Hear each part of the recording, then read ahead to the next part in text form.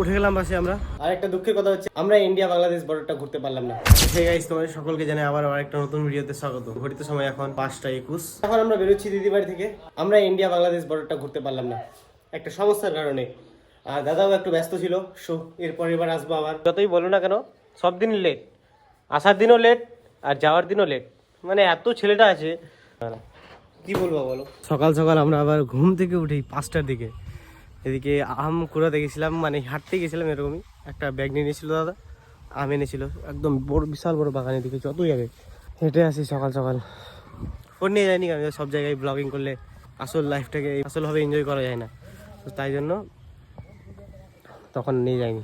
কাল সন্ধ্যার দিকে যখন গৌড় গেছিলাম, তো আমার ডান চোখটাতে একটা পোকা পড়েছিল নাকি, একদম এখনও লাল হয়ে আছে, জ্বলছে চোখটা।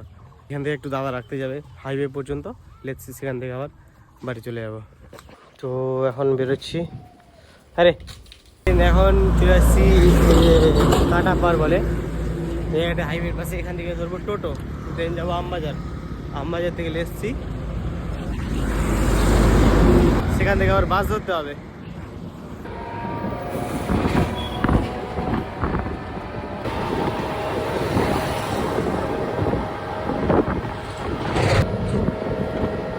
উঠে গেলাম বাসে আমরা 005।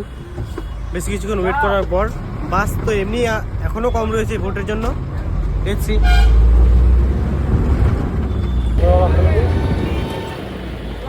বর্তমানে আমরা দাঁড়িয়ে আছি যে রথপুর স্ট্যান্ডে। বেশ কিছু প্যাসেঞ্জার নিয়ে দেন বেরিয়ে যাবো, দেখছি দেখা যাক।